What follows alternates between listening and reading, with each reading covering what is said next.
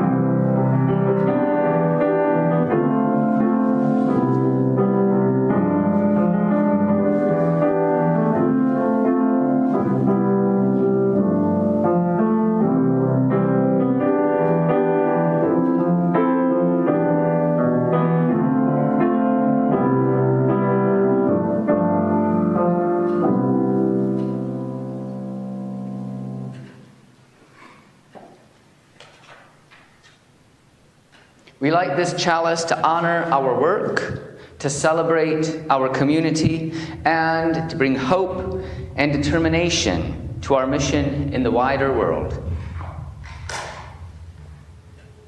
Words of the Unitarian Crystal Hogan.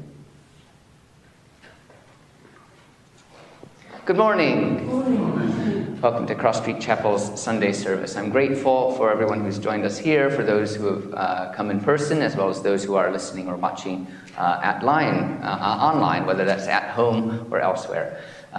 Whatever it is that's brought you into this space, whether you're looking for a space for joy and celebration, to laugh with one another, a time for a bit of repose and sorrow, maybe you need to shed some tears in a community. Perhaps you've come seeking a few words of wisdom or a chance to connect with one another, or maybe you've just come seeking a chance to rest with the divine. Whatever you are seeking in this space, I hope it will be found, as well as a warm community. And that latter thing, I know, I can assure, is you have a lovely, warm community here. So thank you again, everyone, for joining us today. So we began our worship with the words of Crystal Hogan, and I hope that through the course of the service you'll find words that can be a balm and a celebration, whatever it is you need. There is a communion as well after our service for those who haven't been here before to see a communion. The way we do them, and it'll be explained again at the end, is that Catherine will play our closing music. And if you wish to participate in the communion, which uses grape juice and gluten-free bread, then make your way to the front row. If you wish to stay and watch the service, but not to actually participate, you're more than welcome to do that. But we ask that you be in the latter two rows. It's just easier for me to know who is participating, and I don't end up sort of taking grape juice to someone who doesn't want any. So it's also, I think this is the first time we've done the communion over the new carpet, so I'm just saying perhaps be a little more careful than we may be. But that is for later. For now, we turn to some deeper words, our call to worship, the words of John Hane Holmes, unto the Church Universal. Unto the Church Universal, which is the depository of all ancient wisdom and the school of all modern thought, which recognizes in all prophets a harmony, in all scriptures a unity, and through all dispensations a continuity, which abjures all that separates and divides, and always magnifies all that unifies and brings peace, which seeks truth in freedom, justice in love, and individual discipline in social duty, and which shall make all sects, classes, nations, and races one global community. Unto this church and unto all its members, known and unknown throughout the world, we pledge the allegiance of our hands and our hearts. Amen. So please join with me in singing our first hymn in the Purple Book, number 165, The Spirit Lives to Set Us Free, hymn number 165. Oh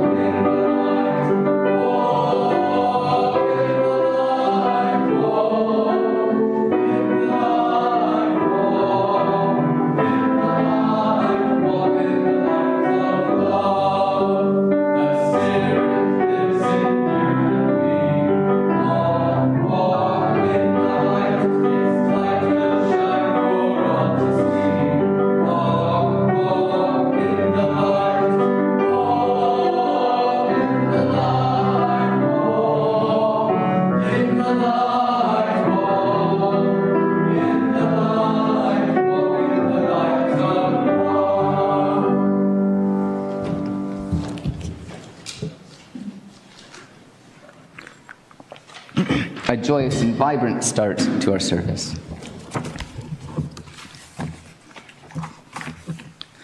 So let us now turn to a time of prayer.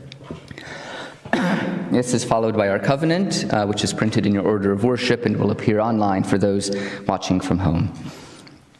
But first, these words. As we cross the bridge from outside to inside, from reaction to reflection, from divisiveness and difference to community and commonality, may we not lose our footing.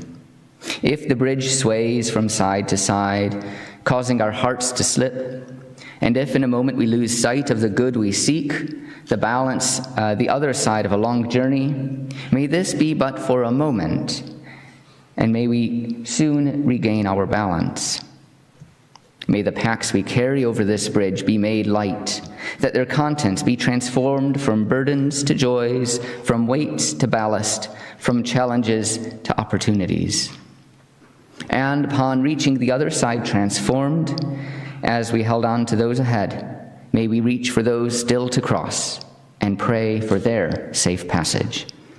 Amen. And please read with me our covenant.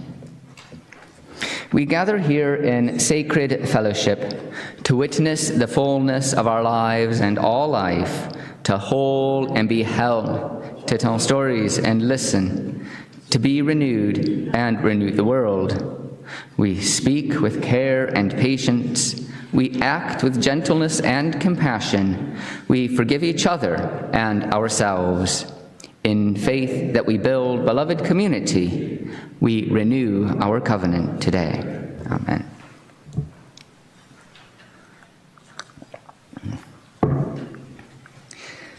So our story today is, I was going to say well-known, hopefully. You may recognize it in certain parts. It's a Yiddish story coming to us from Eastern Europe. They suspect Poland, though I'm not sure of its sort of genuine provenance. It goes by a number of different titles, which I'll talk about in the sermon. But for now, we've entitled it Too Much Noise. And I'm going to need a bit of help, so I hope you can all be helpers. So are you all willing to help out? Yes. You don't even know what I'm asking. So and what I'm asking is I need some animals. I need some chickens, and I need some goats, and I need some cows. So we'll have everyone here will be our chickens. Can I hear your best chicken noises? That's it, yeah. You'll have plenty of opportunity to practice. And here, may we have some goats. You show the chickens up. What's your best goat? They're bleating, they're kicking their feet. Excellent. And our cows. Ooh, yes, great. Okay, I think we're set to start. So, the story is about a farmer, funnily enough, as you might suspect from all these animals. And the farmer goes to his rabbi, and the rabbi asks him how he is. And the farmer says, oh, I'm doing terrible. It's awful. It's presently awful at the moment because we're not doing well financially.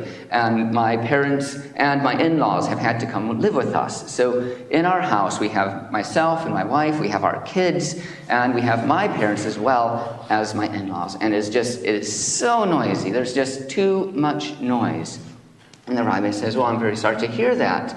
And of course, looking for a bit of actual sort of support and practical help, the man asked the rabbi what he thought he should do. So the rabbi thought long and hard, and he looked at the farmer and he said, you have animals, don't you? The farmer said, well, yes, I do. He said, well, what animals do you have? Well, I have some chickens. He said, what you should do is you should go home, you should round up all your chickens, and you should bring them into your house. And the man was a bit perplexed, but the rabbi said, this will absolutely work, I assure you. This is 100%, but you have to follow it to the letter. Round up those chickens and bring them into the house. So, not wanting to disappoint the rabbi and having a lot of trust in his, the religious leadership of the day, the farmer went back to his house and he rounded up all of the chickens. There you go, and he brought them into the house. Keep going, the chickens are still there. And as he's trying, talking with his in-laws, and as they're trying to prepare dinner, they're tripping over eggs, and the chickens are just everywhere. And, it's far more challenging and annoying than he had expected. So thank you very much. That was excellent chickens. So this carries on for a little while and makes no difference, as one might suspect. So he goes back to the rabbi and the rabbi asks him how he is, and he says, "I'm doing terrible. There is too much noise. I have, of course, I came to you with the issue of my family, but now I have all these chickens in the house, and they're laying eggs everywhere, and I'm tripping over them, and the clucking, that incessant clucking, it is too much noise. What should I do?" The rabbi thought long and hard, and he said to the farmer, "Do you have any other animals by any chance?" And the farmer said, "Well, yes, I have some goats." "Okay, well, why don't you go back and you take all those goats and you bring them in? I assure you 100% this will work." And the rabbi said, "Well, you said that about the chickens." And he said, "Well, this time I'm positive that if you bring the goats in, your problems will improve." So, again, sort of not wanting to disappoint the rabbi and having good faith in the religious leadership at the time, he heads back. He rounds up all the goats and brings them into the house where there are the chickens. And again, the goats are kicking things up. They're eating all the food. The chickens are laying eggs everywhere. They're tripping over all of them, and there's so much noise. So again, this carries on for a few days, but you can stop now. Thank you. He goes back to the rabbi and he says, "So I've got goats and I've got chickens in my house. It is too much noise. What should I do?" And the farmer and the rabbi says, "Do you have any other animals?" He says, "Well, yes, I have some cows." "Okay. Well, why don't you go back and bring all those cows into your house?" And he said, "Oh, really? Really?" He said, "Trust me, 100%. Bring the cows in, and I'm sure your problems will improve." So, trusting the rabbi, trusting the religious leadership, he goes back, he brings all the cows, rounds them all up, he brings them into the house where are the goats and the chickens, and all the noise is there, and it's carrying on. And he can't hear himself think. It's so much noise. So he goes back to the rabbi, and he is so exasperated, and he says to the rabbi, "It's too much. The cows, just take up so much room. We can't move about," which is fine because we'd be tripping over the chickens anyway, and the goats, they're eating absolutely everything, and they're kicking over all the tables and chairs. And, what should I do? And the rabbi says, "Take all of those animals and get them out of the house." So he does that. He goes back, and he goes back into his noisy house with all of the cows and with all of the goats and all of the chickens. And he takes the goats and he takes the cows and he pushes them outside. And then keep going. There's still chickens and goats here. He takes the goats and he takes them outside as well. And then he rounds up all of the chickens and he brings them outside. And he notices how peaceful and quiet it is. And he's very grateful for the rabbi for his advice.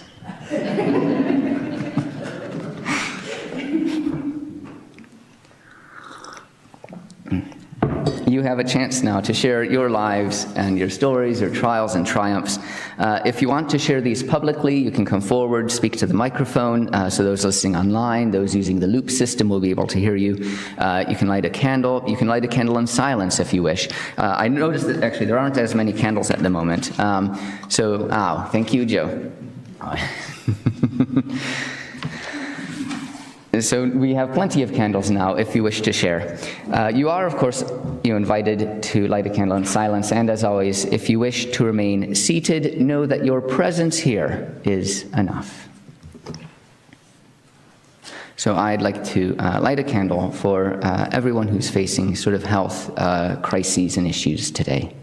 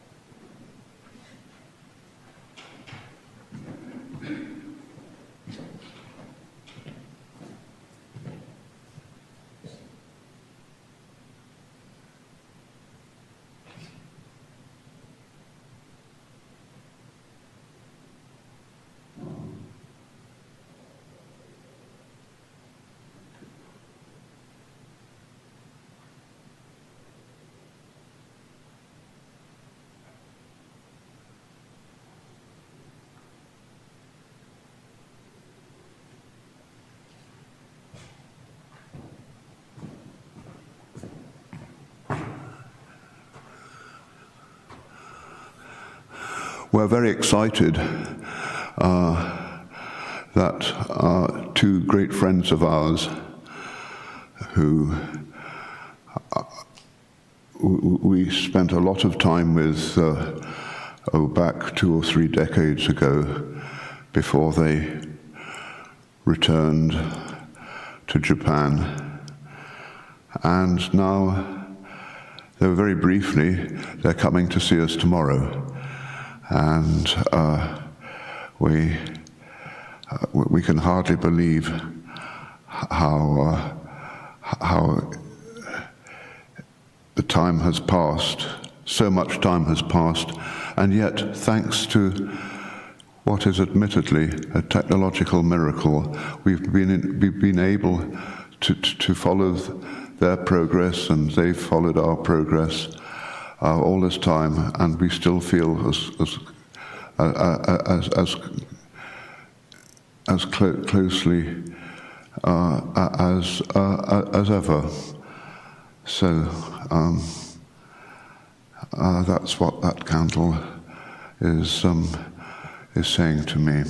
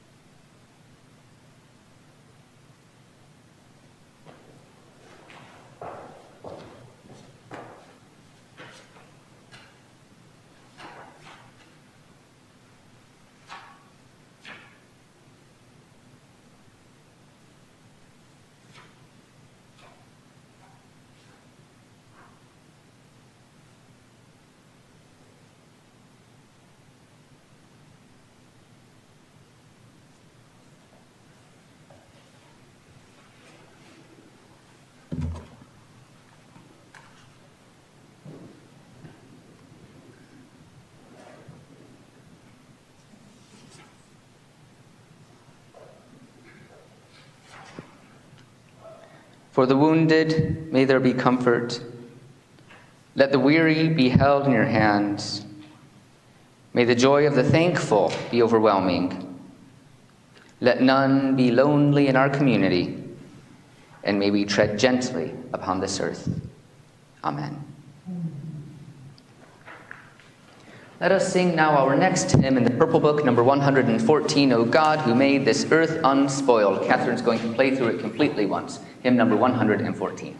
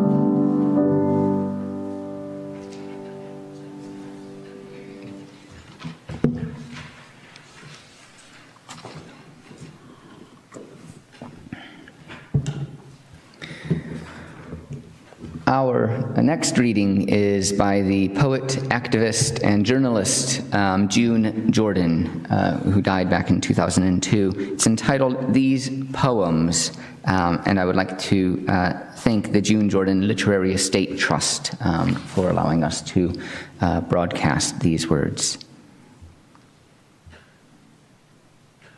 These poems, they are the things that I do in the dark, reaching for you, whoever you are, and are you ready?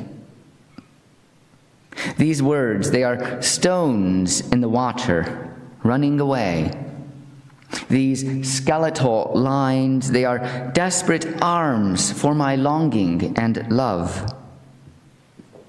I am a stranger, learning to worship the strangers around me.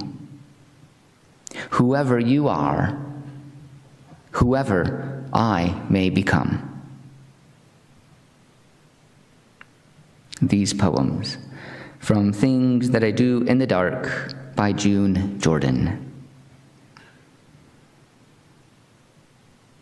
And so let us return to a time of prayer with these words of Andrew Hill. Out of a troubled world of expediency and selfish strife, we come to this place set apart for the renewal of vision. Great unity beyond all difference. Should our lives be narrowed by personal sorrow or tragedy, envision us with a sense of worth. Should we be weary of the diminishing purposes of community and the persistence of global conflicts, envision us with your larger purpose. Should we feel lost upon Earth's lonely cosmic shore, envision us with joy and wonder. Uphold us when weak, embrace us when broken, transform us when partial. Restore to us your great unity, that we and the green earth and the cosmic law may become as one. Great unity, bless us now, in the moment of worship with your commanding vision. Amen. And so we now enter into a period of silence for reflection, meditation, contemplation, and personal prayer.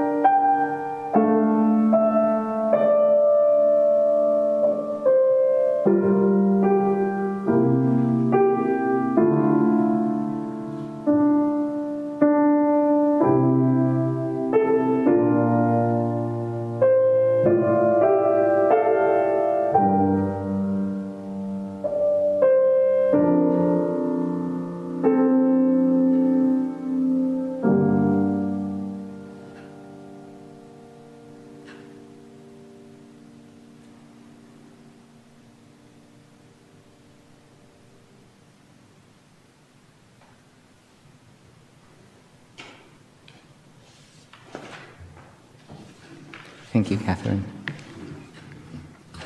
We turn now to our next hymn in the Purple Book, number 147, Spirit of Earth, Root, Stone, and Tree by Leanne Mitchell, hymn number 147.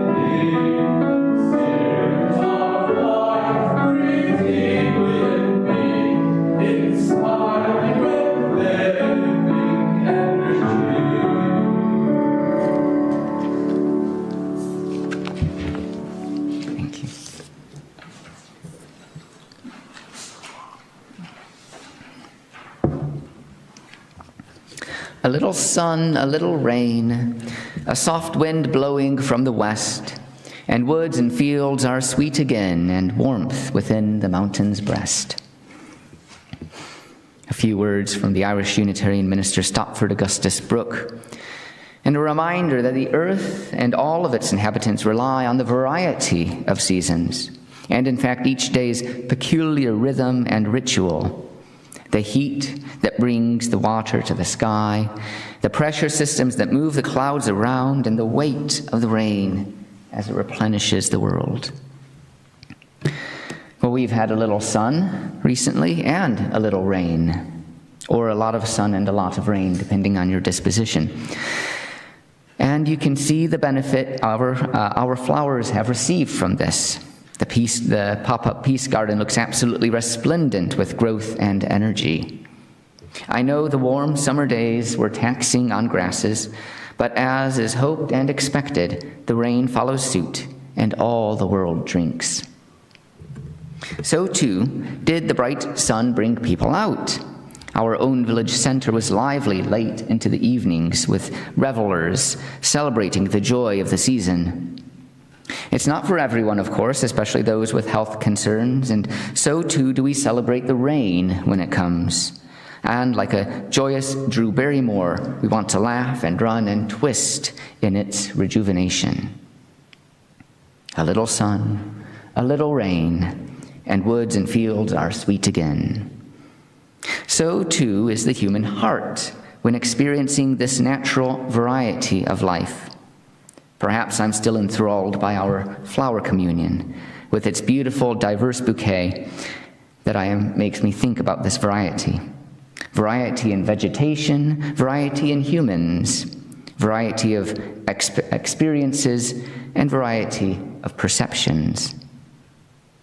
It's what we seek here, a place for that variety of humanity to come together, not to espouse the same beliefs, because indeed we do not believe the same thing, but instead to grow within our community, to grow as we are within this madcap collection of flowers.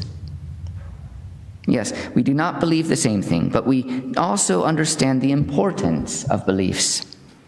The Unitarian educator, Sophia Leon-Faz, wrote, "It matters what we believe.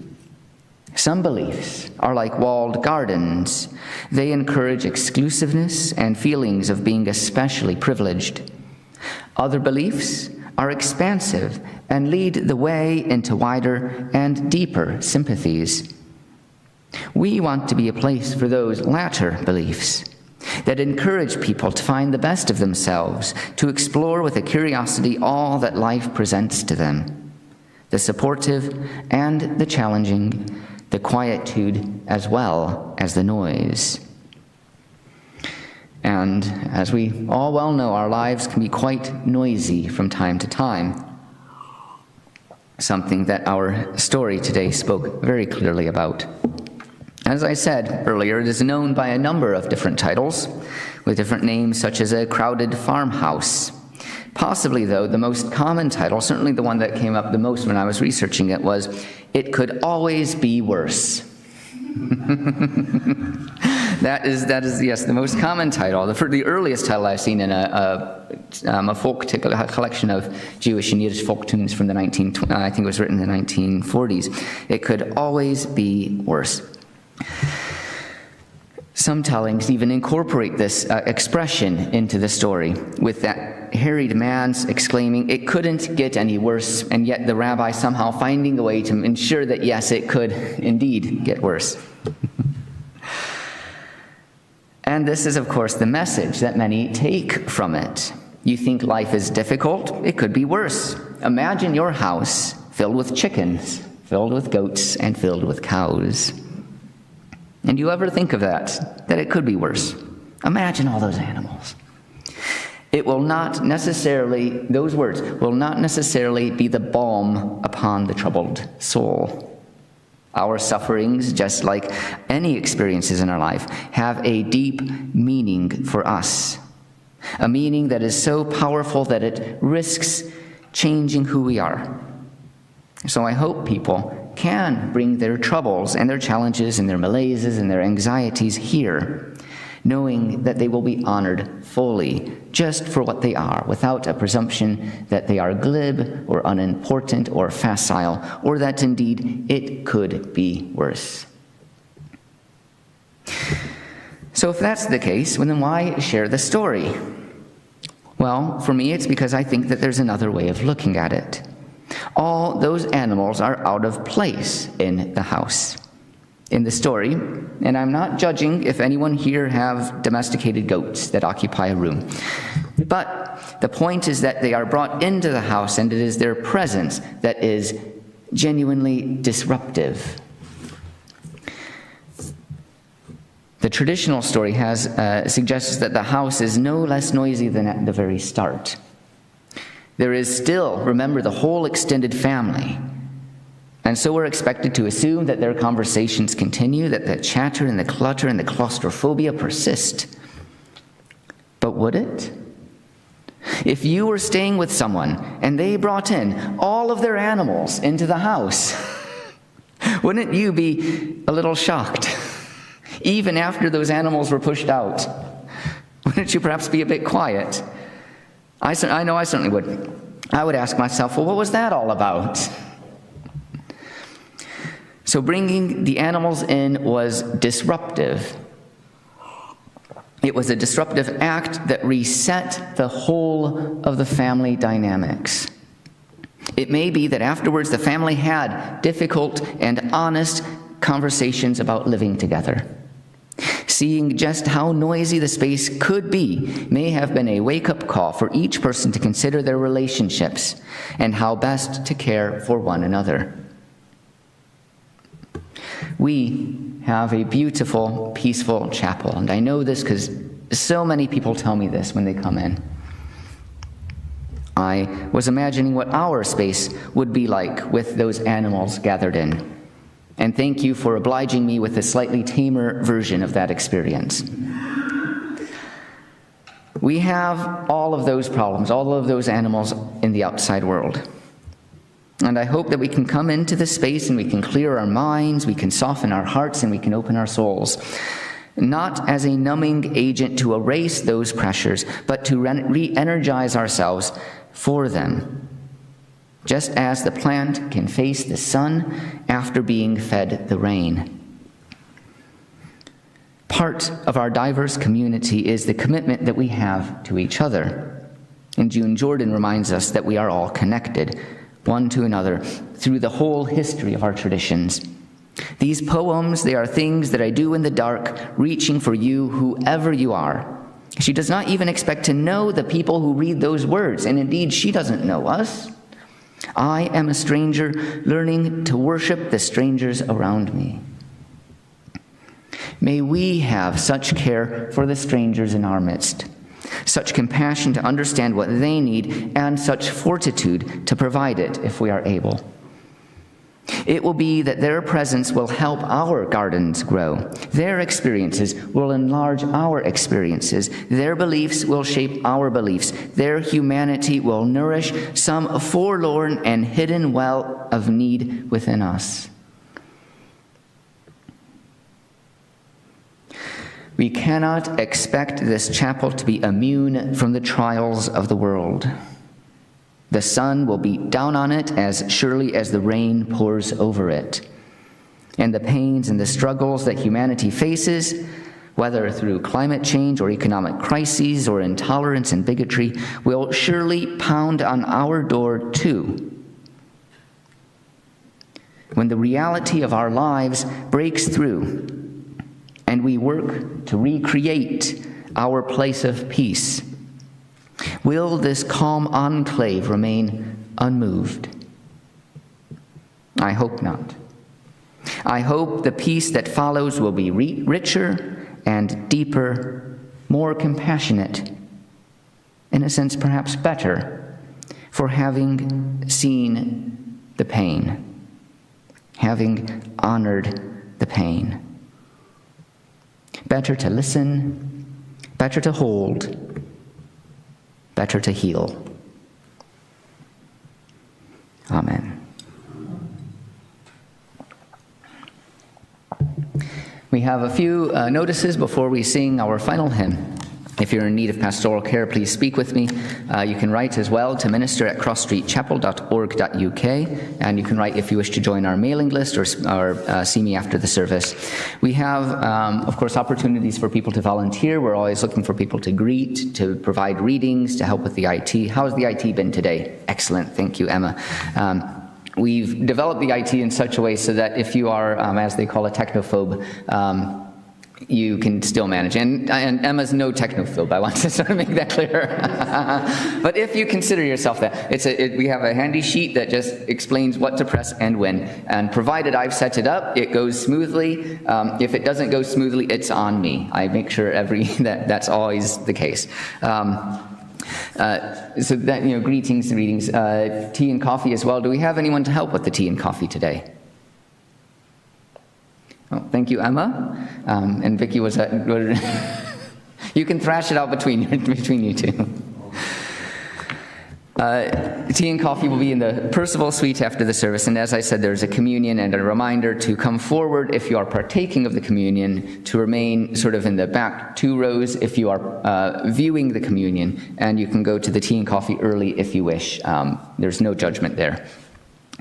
We're grateful for any donations that can assist the mission of our chapel. You can donate online at justgiving.com/Cross Street Chapel Manchester. You can email me about setting up a standing order. And if you're here in person, we have a retiring collection along with envelopes if you're a UK taxpayer, so we may claim gift aid. And if you are a regular in-person giver, we have an envelope scheme, so you don't have to write your details down every week. Those are our general announcements. We also have our upcoming recital. You should have a flyer in your order of worship. That's the 28th of July, the Brown Mountain Lightning Bugs, who describe their music as folkish. And they're joining us all the way from North Carolina. So we want it to be a spectacular event, so please do join us if you're able. Our recitals are always free. They're free to attend, but we are grateful for any donations which go to the artists to recognize their time, their talent, and their energy that they provide for us. You'll have, of course, another few sheets. They're not actually on the online announcements, but we next week will be Ru Ying's last service with us. We will dearly miss her, and we're grateful for the contribution of a bit over a year that she's provided the music for us. But it means we need to find a new musician. So if you know someone who may be interested in applying, hand them that flyer, let them know. They can email me and I'll send them sort of the full spec sheet along with the sort of timeline. We're hoping to have someone in place by early September. The closing date for applications is the 29th of July, so that's in about 4 weeks hence. And finally, finally, we have Pride March will be coming up at the end of August. I printed off an early version. It should say Saturday, the 26th of August. So you'll have a revised version. Just to remind us, sometimes it's helpful to know the day.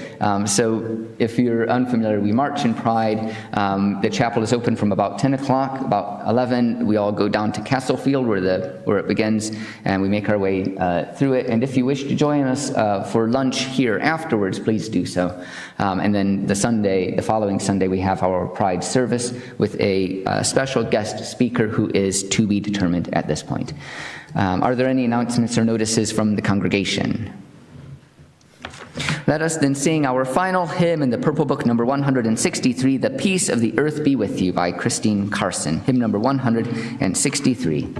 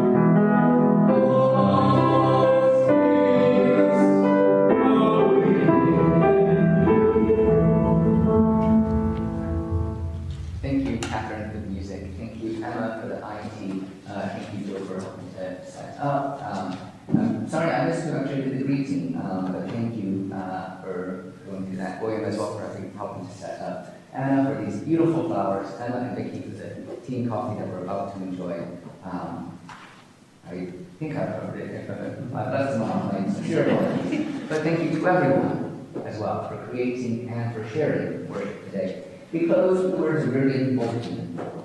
Hope is lived, and it comes alive when we go outside of ourselves and in joy and pain take part in the lives of others. It becomes concrete in open community with others. Amen. So now we'll set up the communion as Catherine plays.